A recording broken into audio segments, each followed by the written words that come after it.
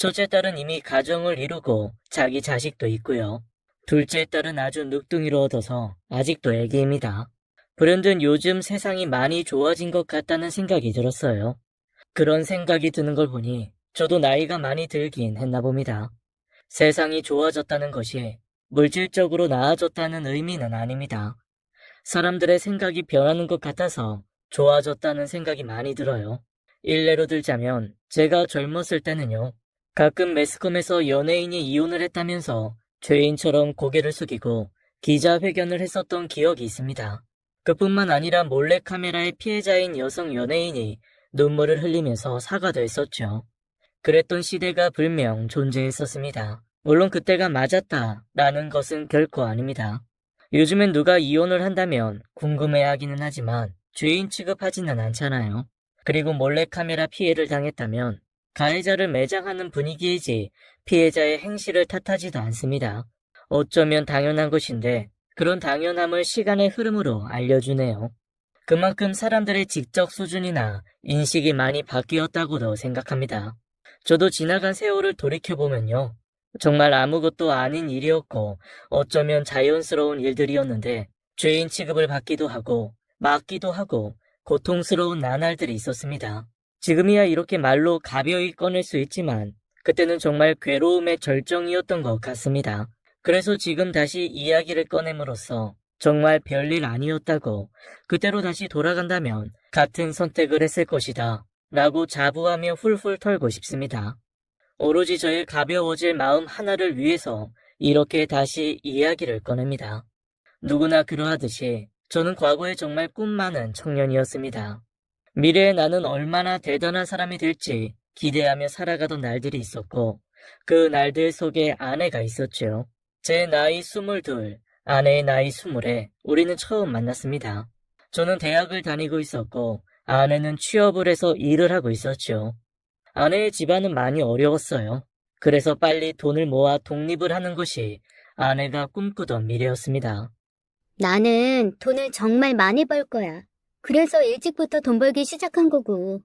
아버지가 체육관을 운영하시긴 하지만 그게 내 돈이 되는 것도 아니고. 그것만 바라보기엔 내 미래가 너무 뻔해. 난 정말 멋지게 살아보고 싶거든. 비록 지금 하는 일이 돈도 얼마 안 되고 이까짓 일로 별 수 없다는 것도 알아. 하지만 빨리 시작한 만큼 적어도 남들보다는 더 벌겠지. 난 그렇게 믿어. 빨리 벌어서 정말 남부럽지 않게 살아갈 거야. 그래? 그럼 그 나중에 나도 함께 할 수 있는 거지? 난 너랑 생각이 좀 달라. 빠르게 일을 한다고 해서 더 벌고 멋진 삶을 살 수 있을까? 원래 준비하는 기간이 길고 노력이 많이 들어가는 만큼 그 결실도 큰 법이거든. 네 사정이 어려우니까 일을 빨리 시작한 거 알아. 하지만 나는 공부를 좀 많이 하고 싶어. 그래서 우리 아버지 같이 될 거야. 나는 멋진 직업을 갖고 싶거든. 그때 돼서 누가 옳은지 한번 보자. 우리가 미래를 맞이했을 때 서로 어떨지 말이야. 어때? 괜찮은 방법이지? 그래서 아내의 미래에 나도 함께 하자고 했죠. 그러던 어느 날 아내가 제게 말했습니다. 아무래도 아이가 생긴 것 같다고 말이에요. 분명 조심하고 또 조심했는데 그럴 리 없다고 생각했는데 일이 벌어진 거죠. 저에게는 세상에 다시 없을 청천벽력 같은 말이었어요. 그때는 나름 어른이라고 생각했지만 아마도 생각은 어렸을 겁니다. 처음에는 아이를 지울 생각부터 했어요. 제가 먼저요. 그 당시 저는 하고 싶은 것들이 정말 많았습니다. 군대에 다녀온 기간을 빼면 대학을 한 학기만 다닌 상태였기 때문에 더더욱 아이로 묶일 수는 없었습니다. 아내에겐 미안하지만 서로를 위해서 아이를 포기하자고 설득했어요. 혜수야, 정말 미안한데 우리 아이 낳으면 안 돼. 나 아직 공부 중이고 또 공부 마치는 대로 아버지처럼 의료계에 종사하고 싶어. 그래서 더 공부를 할 거야. 그러려면 나한테 결혼은 아주 나중의 일이야. 그러니까 우리 아이 포기하자. 안 돼. 어떻게 바로 아이를 포기하자는 말을 먼저 할 수가 있어? 네가 사람이야? 너 때문에 생긴 거야. 그런데 어떻게 꼭 내 탓만 있는 것처럼 그렇게 말할 수가 있어? 어? 내가 너 가만 안 둘 거야. 두고 봐. 아내는 제 말이 서운했는지 씩씩대며 돌아갔고 내내 연락이 되지 않았습니다. 집 앞에 찾아가도 문을 열어주지 않았고 전화도 받지 않았어요. 아내가 일하는 직장에도 찾아갔지만 저를 피하는 것인지 만날 수 없었죠. 저는 감정을 추스르고 다음날 다시 이야기를 해봐야겠다 싶었습니다. 하지만 제 생각과 아내의 생각은 많이 달랐습니다. 제가 아이를 낳지 말자고 말한 그때부터 아내는 이미 결론을 지어버린 것이었죠. 그래서 다음날 아내가 아닌 아내의 아버지가 제 학교 강의실 안까지 찾아왔습니다. 그것도 한 손에는 야구 배트를 들고 말이죠. 야, 김민석이, 이 어디 있어? 김민석이 나와. 내 딸 유해수 애갖게 하고 뻔뻔하게 버리겠다고 한 김민석이 나오라고 이 새끼야! 강의실 안에 친구들이 일제히 저를 바라봤고 웅성거리기 시작했습니다. 저를 잘 알고 있는 친구들은 저를 툭툭 치기까지 했죠. 야, 진짜 너야? 아이, 저거 지금 너 찾고 있는 거냐? 아유, 김민석, 그렇게 안 봤는데 완전 상남자였네. 남자가 임마 책임질 일을 저질렀으면 책임을 져야지 임마. 아저씨 여기요. 얘가 김민석이에요. 그 순간 장인과 저는 눈이 딱 마주쳤고 저는 자리에서 일어났습니다. 그리고는 주춤주춤하며 장인 앞까지 걸어갔습니다. 그러자 장인은 배트로 제 팔을 세게 쳤고 저는 그 자리에서 쓰러졌습니다. 장인은 제 머리끄댕이를 잡고 밖으로 질질 끌어내었어요. 처음엔 장난을 치던 친구들이 놀라서 달려와 저지했지만 그 당시 장인의 덩치는 산만했고 운동을 하시는 분이라 남자애들 몇 명은 그냥 쳐내었습니다. 아주 순식간에 벌어진 일들이었어요. 저는 속수무책으로 끌려나갔고 나가서도 배트로 몇 차례 맞았습니다. 장인은 큰 소리로 캠퍼스 안을 돌아다니는 학생들에게 말했습니다.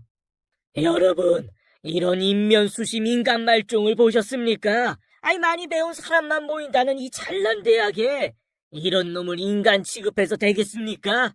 지가 싸질러 놓은 애새끼 책임 안 지겠다고 도망이나 가질 않나? 어린 제 딸한테 애를 지어버리라고 하질 않나? 아, 이게 사람 새끼입니까, 어디? 이런 녀석은 이 학교에서 받아주면 안 되는 겁니다. 아이, 수치입니다, 수치! 지나다니는 다른 과 학생들이 멈춰서서 웅성이기 시작했고 한산했던 캠퍼스는 금세 사람들이 가득 모여들기 시작했습니다. 창피한 걸 넘어서서 굉장한 구경거리가 되어버렸어요. 그래서 저는 있는 힘을 다해 일어나서 장인을 제지했어요. 그리고 누군가가 신고하는 소리가 들렸습니다. 그제야 학교 담당자분이 뛰어왔습니다. 아저씨, 저 좀 살려주세요. 저 이 학교 학생인데요. 저 이러다가 진짜 맞아 죽어요. 이 아저씨 좀 말려주세요, 제발요. 그때 제가 한 말은 살려달라는 말이었어요. 정말 죽을 것만 같았습니다. 하지만 주변의 시선들은 싸늘했고 담당자 분들은 장인의 설명을 듣고는 저를 내려다보면서 혀를 끌끌 찼습니다. 아니 학생, 그러게 왜 그렇소? 나도 딸이 있는 사람인데 그러면 못 쓰지. 여기 아버님이 얼마나 속상하면 이렇게까지 하시겠나? 그 어른한테 조금 맞았다고 살려달라고 난리를 치면 어떡해? 이러는 거 보니 학생 앞날이 훤하구만. 어르신, 다른 학생들 보는 눈이 있으니까 그 야구 배트는 저 주시고요. 말로 하시죠. 나가서 말씀하세요. 학교 담당자들은 남자가 그러면 쓰냐면서 한마디씩 하고는 야구 배트만 챙겨가셨죠. 장인은 자기 차가 저쪽 후문에 있으니 잔말 말고 따라오라고 말했습니다. 그리곤 저를 차에 밀어 넣어놓고는 저희 집 주소를 대라고 했죠. 저는 두려움에 벌벌 떨면서 집 주소를 대었고 장인은 저를 저희 집까지 데려갔습니다. 아들이 개 끌려 오듯 끌려 집으로 돌아오니 놀란 어머니께서 문지방 앞에서 털썩 쓰러지셨어요. 그 소리에 아버지도 방 안에 계시다 나오셨고 제 누나도 말없이 뛰어나왔습니다. 어르신, 지금 뭐 하시는 거예요? 왜 제 동생 피떡이 득입해서 끌고 오셨어요? 깡패예요? 강도예요? 저희가 신고해야 하는 건가요? 사과를 받아야 하는 건가요? 말씀해 보세요. 신고가 뭐고 강도는 또 뭐라는 건지? 내가 신고를 해야 할 판이고 그쪽 동생분이 강도입니다. 내 딸 순결 빼앗아간 날 강도놈이죠. 이제 어떻게 해야 할지 그거 논하러 왔습니다. 귀하디 귀한 내 딸 임신시켜서 신세 망쳐놓고 지는 살겠다고 뺀질나게 대학 돌아다니는 거 잡아온 겁니다. 어떻게 책임지실 겁니까? 말 좀 해보시죠. 이놈아가 뭐라고 했는지 아십니까? 애를 지우라고 했답니다. 취업길에 방해되니까 애 지우고 정리하자고요. 그게 말입니까? 애는 제 딸 혼자 가졌답니까? 예? 책임질 짓을 했으면 책임을 지면 되는 것이지. 아이, 집에서 가정교육을 어떻게 시켰길래 이 자식 입에서 애 지우란 소리부터 나옵니까? 빨리 결혼을 해서 책임을 지겠다는 소리부터 해야죠. 안 그렇습니까?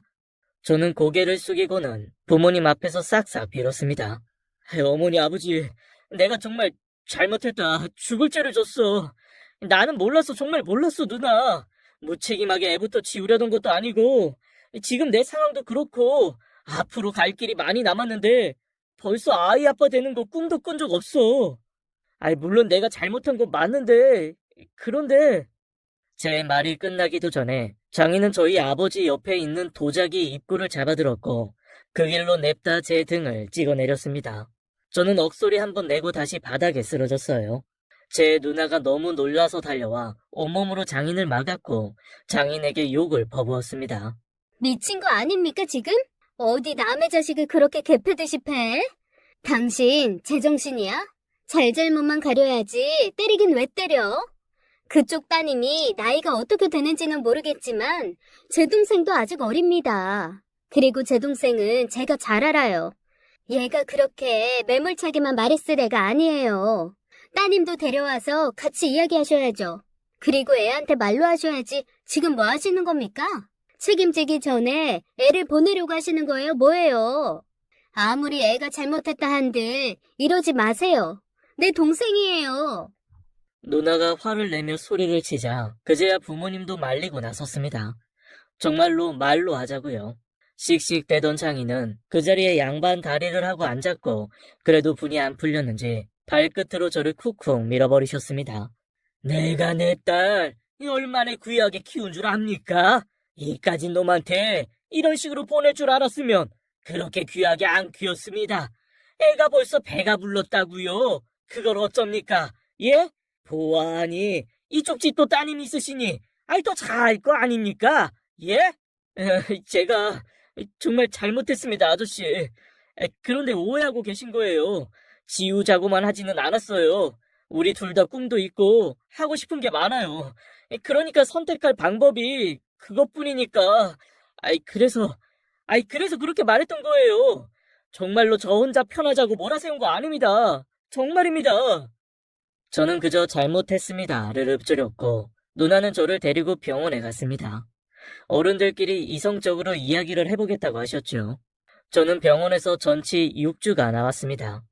이미 학교에서 야구 배트로 맞은 어깨뼈가 금이 가 있었고 집에서 맞은 등 근육이 파열되어 있었습니다. 정말 죽도록 맞았다라는 말이 맞을 겁니다.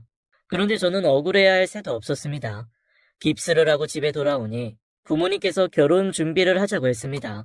아무리 그래도 상대 집에서 강경하니 책임은 져야겠다면서요. 그때 아내와 제가 깊은 사이였던 것은 맞으나 만난 지 1년이 채 안 되던 때였어요. 그쪽 아버지가 체육관 관장이라고 하더라. 원하는 대로 우리가 책임 안 지면 진짜 너 죽일지도 모르겠더라고. 매일 찾아와서 깽판 칠 거라고 그러더라. 원하는 대로 안 해주면. 그리고 우리도 아이를 지우기까지는.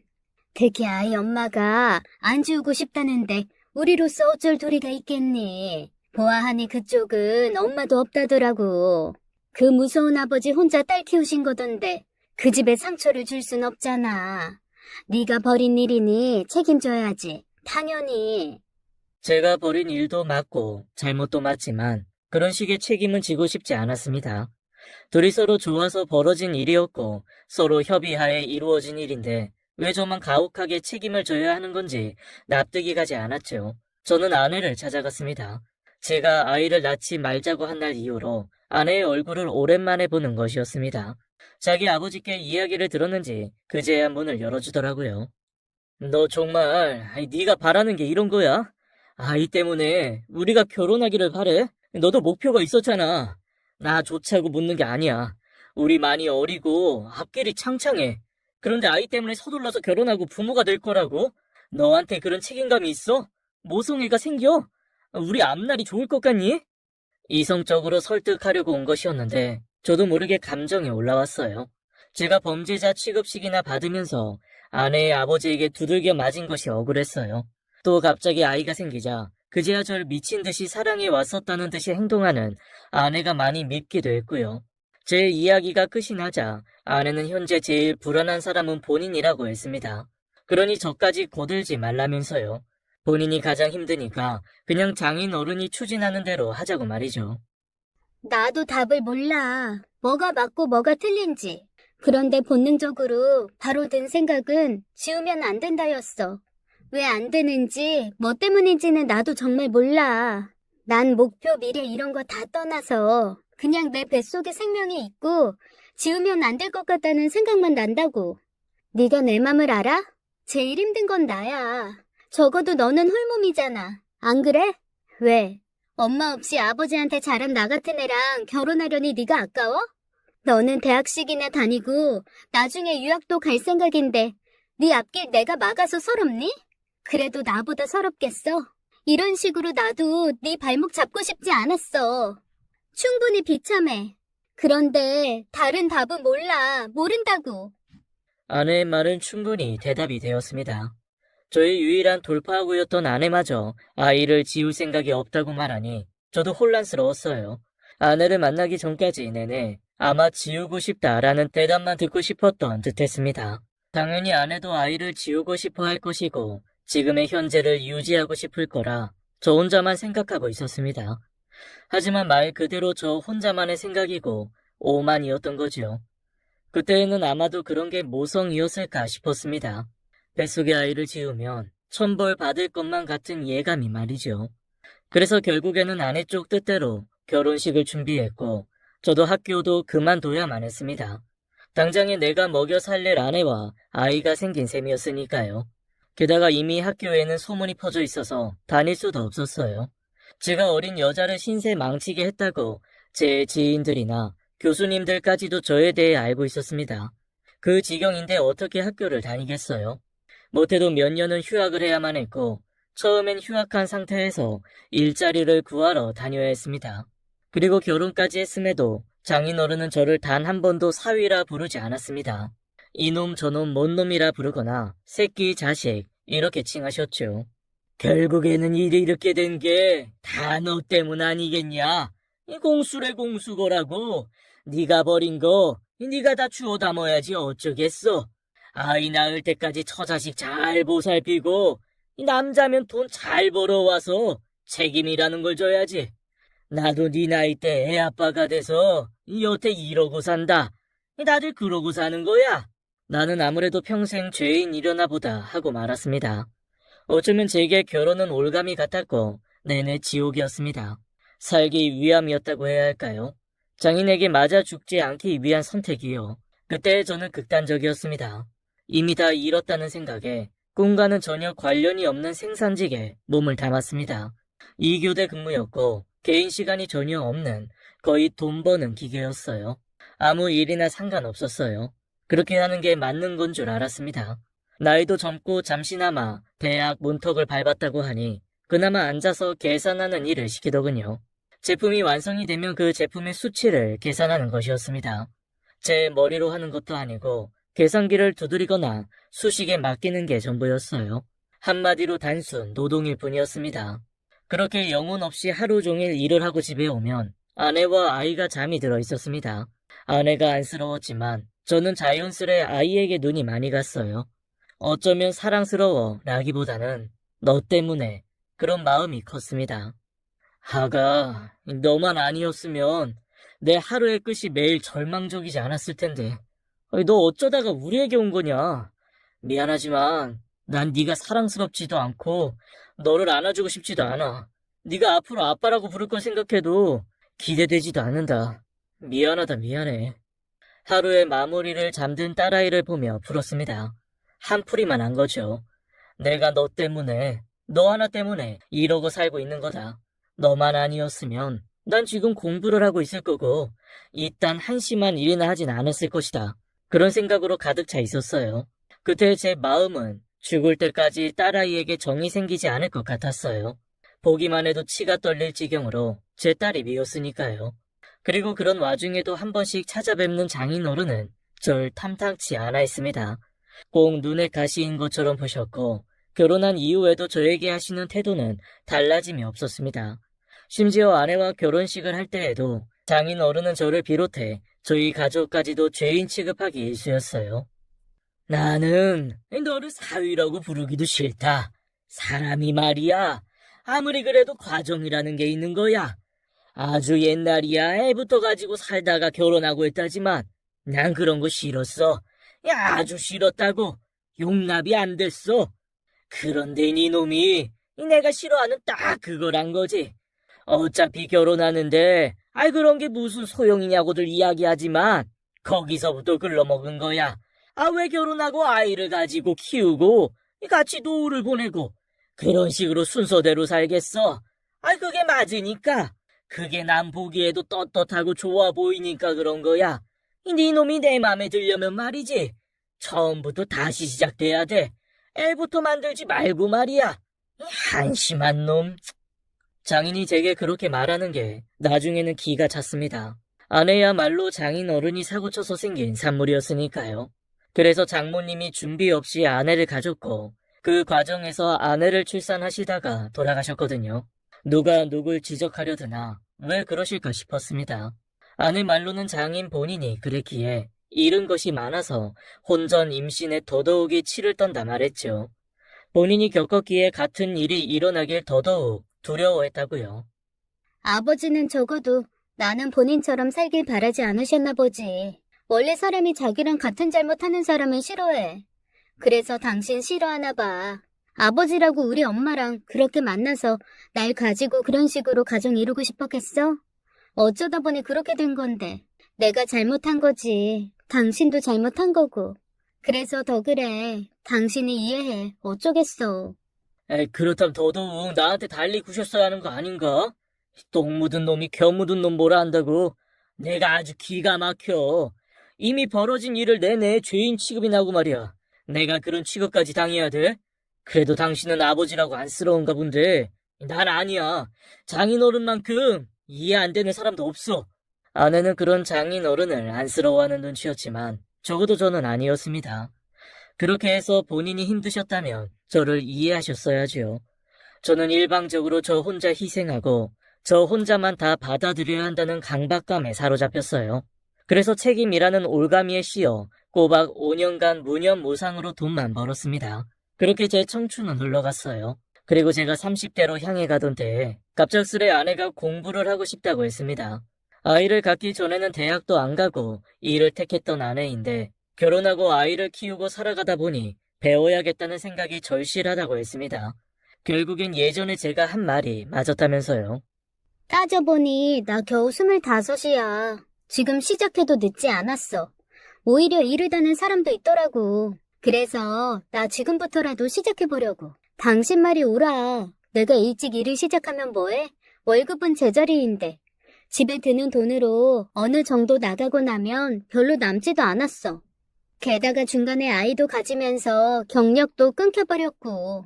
이만하면 내 몫은 다 하지 않았어? 어느 정도 아이도 자랐고 어머니께 부탁해볼 거야. 아이 봐달라고.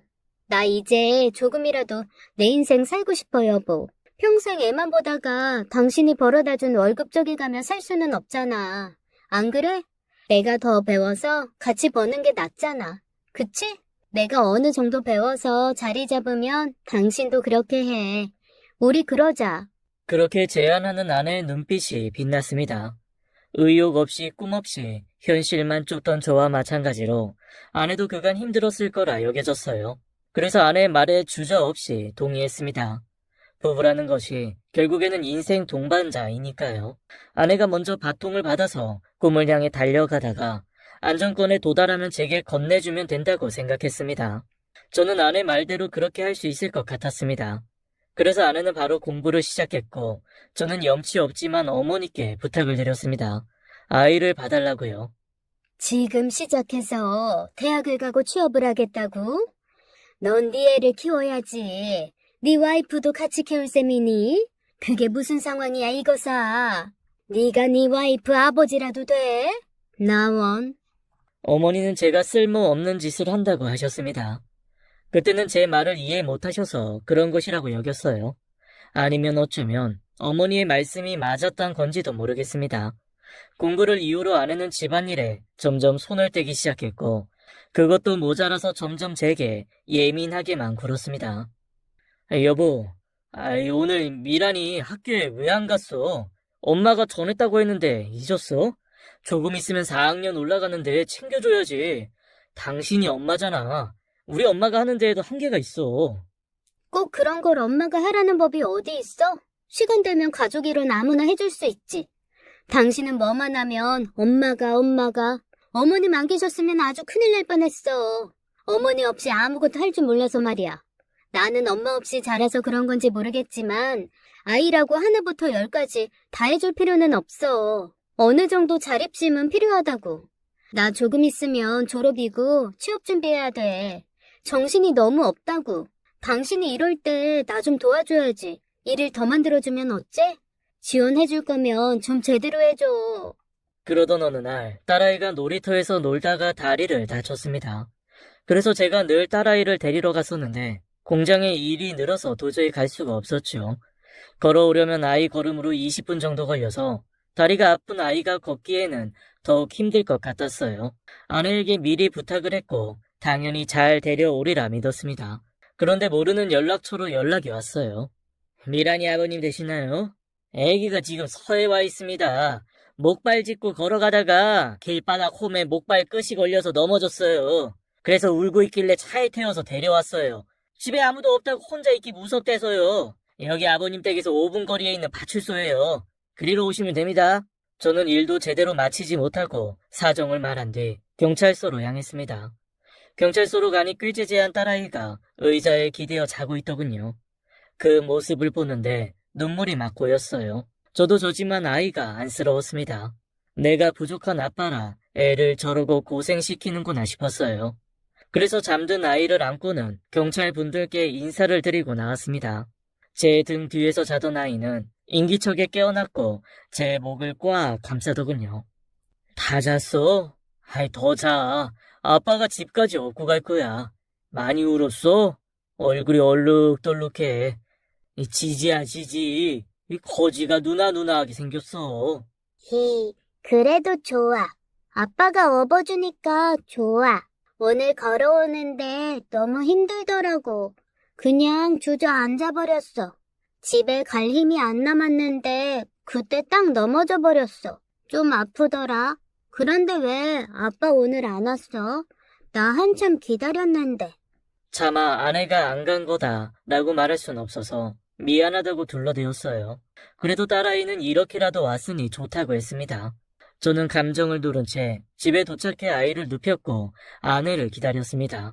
그리고 밤이 늦어서야 아내가 들어왔어요. 제 얼굴을 보자 그제야 아차아차 하는 눈치였습니다. 전 그저 아무 말 않고 바라보았습니다. 미안. 오늘 너무 정신이 없어서 내가 잊었나 봐. 그래서 미란이 당신이 데려왔어? 잘했네. 나도 오늘 어찌나 힘들던지 얼른 자야겠어. 내일은 더 정신 없을 것 같거든. 내일 나 면접이 3건이나 있어. 건드를 빌어줘 여보. 나 설레고 떨려. 그래, 잘해봐. 저는 화도 내지 않았고 그렇다고 응원도 하지 않았습니다. 그 당시 저도 많이 지쳐 있었고 뭐가 되었든 다 그만두고 싶은 마음뿐이었어요. 아내는 그 3건의 면접 중 한 곳으로 취업이 되었고 더 바빠졌습니다. 그럴수록 초등학교 딸아이가 혼자 있는 시간이 길어졌어요. 간간히 누나에게나 어머니께 부탁을 드렸지만 그것도 면목이 너무 없었습니다. 너 사는 건 어떤데? 네 와이프 그렇게 뒷바라지하고 너는 행복하니? 살만해? 네가 말 안 해도 나는 다 알겠다. 네 꼴이, 네 얼굴이 다 말해주고 있어. 세상에서 제일 불행하다고. 죽지 못해 산다고. 이제 애도 컸고 너네 갈라서는 거 어떻겠니? 내가 너를 모르는 것도 아니고 걔도 정신이 딴 데가 있은 지 한참 된 것 같던데? 지금 와서 네 장인이 여전히 책임지라고 난리치진 않을 거 아니야. 그 양반도 많이 늙었고 그만큼 너도 나이 들었고 장인 무서워서 이혼 못한다고는 안 할 거 아니겠냐고. 이제 그만해라. 미란이랑 너 생각해서 남들이 들으면 욕해. 누가 와이프 뒷바라지를 딸이랑 같이 해? 그거 다 네 괜한 죄책감이야. 그렇게까지 할 필요 없었어. 그러니까 그만해. 애도 망치고 너도 망쳐. 오래간 절 지켜봐온 누나가 서로를 위해서 이혼하는 게 좋다고 말했습니다. 아내와 뚜렷하게 사이가 나쁜 것도 아니고 둘 중 누군가 외도를 하는 것도 아니지만 사는 게 영 아닌 것 같다면서요. 하지만 딸아이를 생각해서 그건 아닌 것 같았습니다. 그때는 이미 저도 딸아이에게 정이 많이 가서 없으면 안 될 정도로 애틋했거든요. 인생에서 순위를 매기자면 제 인생의 첫 번째는 제가 아닌 딸아이일 정도였죠. 그런데 저의 그런 생각도 잠시 아내가 어느 날 제게 밖에서 식사를 하자고 제안했습니다. 아이는 미리 누나에게 부탁을 해두었더라고요. 아내와 제가 서로의 생활에 치여 멀어졌으니 아내가 원하는 자리를 갖고 나서 우리 사이를 다시 돌이키려 노력하는 것인 줄 알았습니다. 한마디로 관계 개선을 위해서인 줄 알았어요. 당신이랑 이렇게 마주 앉아서 이런 데서 밥 먹은 게 언제였더라? 아무리 기억을 뒤져봐도 없더라고. 그래서 오늘로 정했어. 한 번은 와봐야겠다 싶어서. 우리 이제 그만하자, 여보. 우리 둘 다 최선을 다했어. 그렇지 않아? 아이도 키울 만큼 키웠고, 나도 독립할 수 있을 만큼 내 자리 찾았고. 그리고 전에는 많이 어렸지. 생각도 어렸고 말이야. 나를 마음에 둔 사람이 생겼어. 오해는 하지 말고. 바람은 아니야. 당신이랑 미란이를 걸고 결코 그런 적 없어. 조금씩 상대가 나한테 호감 표시를 했고, 난 거절해왔어. 내 이혼을 기다려주겠대. 그렇게라도 나랑 살고 싶다는 사람이야. 그런데 아이는 받아들이지 못하겠대. 당신이 그렇게도 뱃속에서부터 지키고 싶어 하던 미란이를 우리 미란이를 버리고서라도 재혼하겠다는 이 소리야? 다른 사람은 몰라도 어떻게 당신 입에서 그런 말이 나올 수가 있어? 정말 대단하다, 당신. 내가 생각했던 것보다도 더 최악이야. 다른 건 몰라도 양육권은 당신이 가지겠다고 우길 줄 알았어. 그런데 뭐 다른 건 몰라도 애는 필요 없다고? 그게 할 소리야? 참 답 없다, 당신도. 내 인생의 답을 찾았는데 미란이만 없으면 정답인데 내가 틀렸어? 그 정도로 놓치고 싶지 않은 사람이야. 물론 당신이랑 사랑해서 미란이 가지고 결혼한 것도 맞아. 그때는 그랬지. 그런데 그때 우리 많이 어렸잖아. 지금은 10년이 넘었어. 생각도 바뀌었고 생각이 바뀌니 사는 것도 바꾸고 싶어졌어. 그런데 당신이랑 이대로 계속 살면 바뀔 게 있어 보이지가 않아. 그래서 그 사람한테 가고 싶어. 미안해. 도와줘, 여보. 미란이 맡아줘. 아내와 이혼 이야기가 오고 가던 그 시기에 장인어른이 돌아가셨습니다. 그리고 그때 저도 겨우 부여잡고 있던 게 다 끊어지는 듯한 느낌이 들었습니다. 정말 다 끝난 것 같다. 그런 생각이요. 장인어른이야말로 저를 죄책감과 책임감에 옥죄었던 분인지라 그 감정은 더했죠. 이제 그런 분이 이 세상에 안 계시니까요. 저는 장인어른 장례식에 가지 않았습니다. 장인어른 장례식에 가는 길에 핸들을 돌려 제가 공부하던 대학으로 향했습니다. 차를 정문 앞에 대어두고는 하염없이 걸었어요. 해가 질 때까지 걸었습니다. 그리고 차로 돌아갈 즈음에 답을 찾았습니다. 아내와 헤어져야겠다. 그게 제가 찾은 답이었어요. 저는 이혼 서류를 작성해서 장례식장의 아내에게 주었습니다. 지금 이 순간에 어쩌면 당신이 이걸 가장 바라지 않을까 싶어서 미란이 양육권은 내가 가질 거야. 당신이 택한 아이, 당신이 먼저 버린 거야. 이혼하면서 다시 아이 볼 생각 마. 당신은 엄마 자격 없어. 혹시라도 찾아와서 다시 아이 이야기를 꺼내거나 양육권 가질 생각은 꿈도 꾸지 마. 미란이만 안 건들면 난 조용히 협의 이혼해줄 거야. 아내는 알 수 없는 표정으로 절 바라봤고 장인어른 장례식을 모두 정리한 뒤에 저와 이혼을 했습니다. 저는 아내가 마지막으로도 미란이를 못 보게 했습니다. 사실 보고 싶어 하지도 않았습니다. 이미 마음이 멀리 가 있는 사람이었죠. 그리고 10여 년의 애증을 나누어 가지고 헤어졌습니다. 분명 아내와 이혼했는데 아쉬움이 없더군요. 후련함만 있었습니다. 다만 아이에게 어떻게 설명을 해줘야 할지 그게 가장 관건이었죠. 저는 아내와 살던 집을 정리하고 누나와 어머니가 살고 계신 집으로 딸아이와 들어갔습니다. 어머니와 누나 또한 저와 비슷했습니다. 아내와 헤어졌다고 해서 저를 탓하거나 걱정하지 않았죠. 오히려 잘 되었다고 말했습니다. 결혼 생활 내내 제가 불행했음을 잘 알고 있었기에 그럴 수 있었어요. 사는 게 별거냐? 넌 앞으로 너만 생각해. 앞으로 어떻게 지내면 마음이 편하고 좀 살만할지. 알겠어? 너 결혼하고 꼭 혼이라도 빠진 녀석처럼 사는데 그게 그렇게 가슴에 맺히더라. 미란이 엄마는 미란이 엄마대로 잘 된 거야. 그쪽 사돈 돌아가셔서 가족도 없잖아. 그런데도 너랑 미란이 다 버리고 가겠다는 거 보면 각오했겠지. 확실히 맘 꺾기로. 지 자식도 다 안 보고 살 정도로 새 인생 살고 싶었던 거지. 그러니까 제발 너도 네 인생 살기로 하자. 어? 알았지? 그래도 미란이가 일반 애들이랑은 좀 다르잖아. 속도 깊고 아빠 좋아하고. 너 이혼하고 이렇게 집에 왔는데 애가 한마디를 안 물어. 네가 말 아직 안 한 건 맞지? 미란이 엄마가 설명해줬나? 아이 엄마도 저도 아이에게 이혼을 설명한 적이 없었습니다. 아이를 철저히 배제하고 아내와 제가 정한 일이었죠. 처음에 아이를 가졌을 때와 마찬가지로요.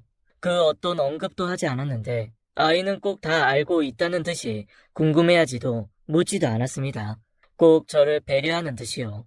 미란아, 이미 다 정해진 상태에서 이야기해서 미안한데 엄마와 내가 사정이 있어서 헤어지게 되었어. 그리고 아빠가 미란이와 살고 엄마는 아마 당분간은 보기 힘들 거야. 괜찮을까? 네가 원하면 엄마와 만나도 좋아. 다만 혼란스러울까봐 아빠는 어렵겠다고 했어. 나는 괜찮아, 아빠. 아빠만 있으면 돼. 엄마는 내가 없는 게 더 행복할 거야. 나도 알 건 알아. 왜냐면 나랑 있는 내내 불행하다고 했거든. 나 때문에 다 잘못 시작되었다고. 저는 딸아이의 말을 듣고는 화들짝 놀랐습니다. 평소에 아내가 딸아이 앞에서도 투덜대는 모습이 종종 있기는 했지만 말로 아이에게 내뱉었을 줄은 몰랐어요. 저는 그저 그렇게 말하는 아이에게 그런 건 아니라고 급히 둘러댈 뿐이었습니다. 그때 알았어요. 아무리 어려도 아이들도 알 건 다 안다고요. 아내와 이혼하고 아이는 단 한 번도 엄마가 보고 싶다거나 만나게 해달라고 하는 법이 없었습니다. 딸아이를 키우고 평소와 같이 살아가다 보니 어느덧 여유라는 것이 생겼습니다. 이전에는 아내의 뒷바라지를 하며 아이를 키우니 여유가 전혀 없었어요. 제 어머니 말대로 제가 아내를 키웠던 것인지 아내의 자리가 비워지게 되면서 여유도 함께 찾아온 것이었죠. 어린 나이부터 공장에서 쭉 쉴 새 없이 일해서 얻어진 것이 하나 있더라고요. 어느덧 높은 위치까지 올라가게 된 것이었죠. 그렇다고 해서 기쁘거나 만족스럽진 않았습니다. 제가 하고 싶었던 일이 아니었으니까요. 그래서 저는 딸아이 대학 진학을 목표로 두고 그 이후에는 내 삶을 분명히 살아야겠다고 생각했습니다. 아내처럼요. 그렇다고 해서 아이를 버리겠다는 생각은 아니었어요. 아이와 함께 더 행복할 미래를 생각했습니다. 그러던 중에 저는 지금의 아내를 만났습니다.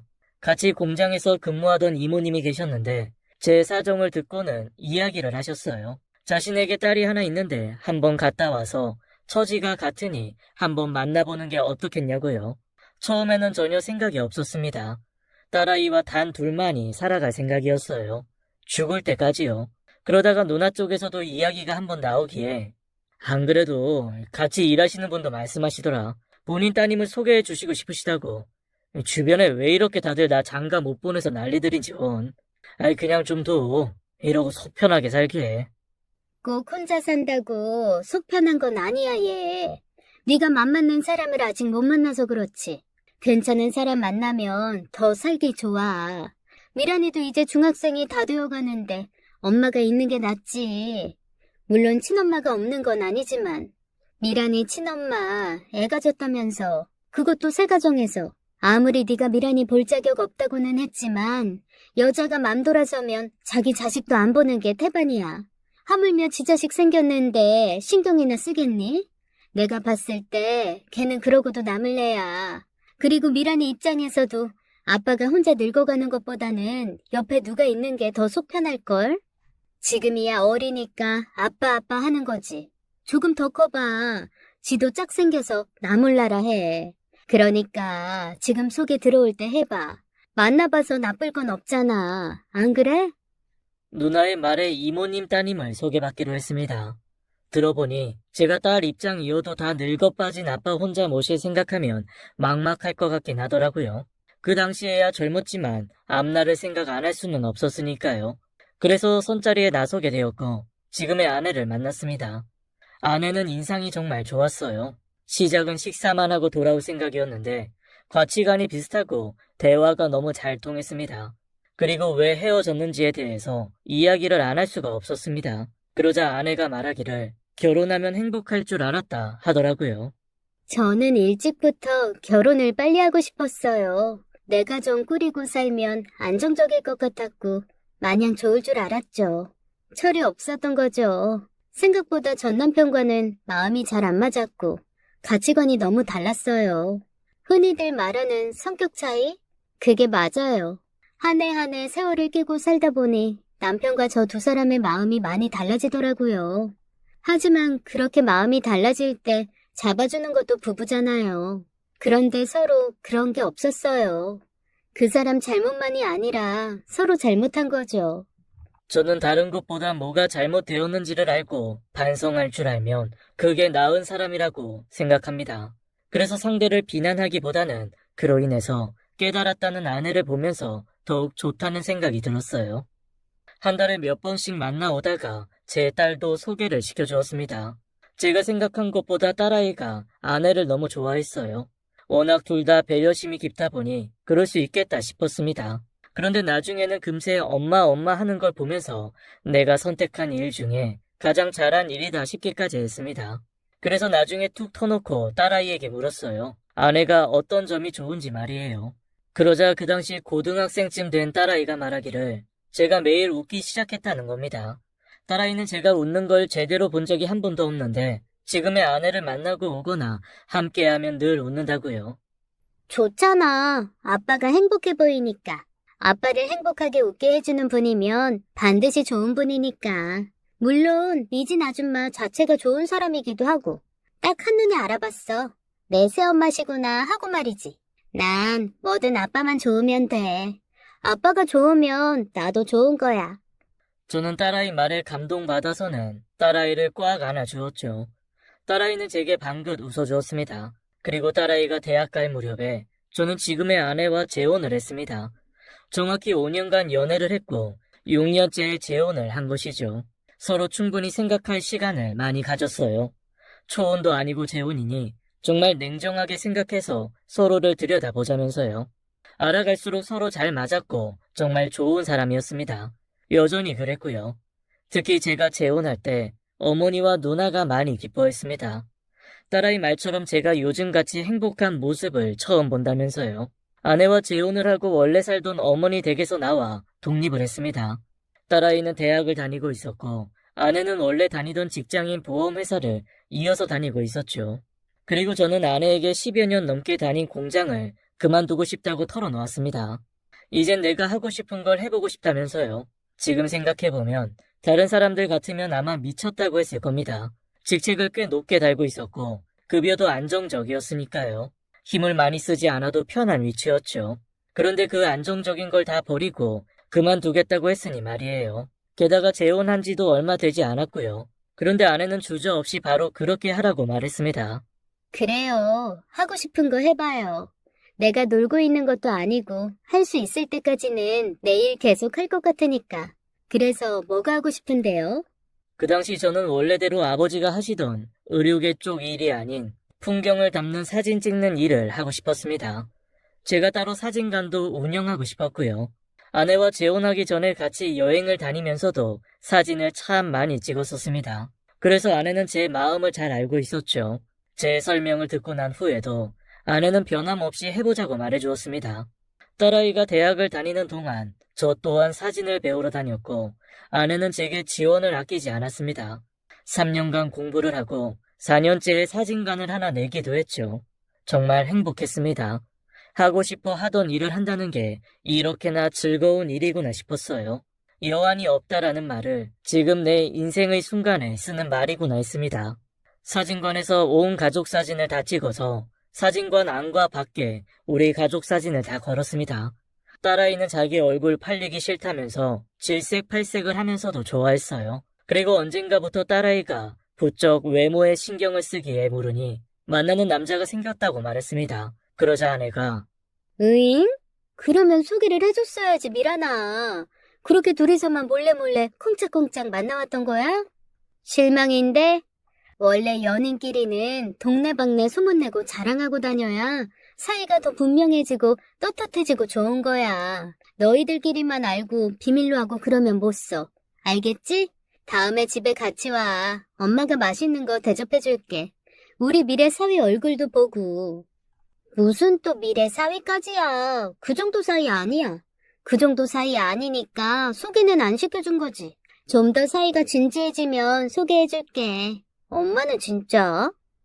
딸아이는 툴툴대면서도 좋아하는 눈치였고 저는 그런 딸아이의 모습을 보니 부끄럽게도 전처와의 처음이 생각났습니다. 하지만 입 밖으로 낼 수는 없었죠. 그 당시에는 다시는 돌아가고 싶지 않은 과거 같았는데 시간이 흘러서 보니 꽤 예쁜 사이였겠구나 하고 말이에요. 그런데 어느 날 전처에게서 한 통의 연락이 왔습니다. 본인이 몸이 많이 아픈 상태인데 자꾸만 딸인 미란이가 떠올라서 한 번만 보게 해주면 안 되느냐고 말이에요.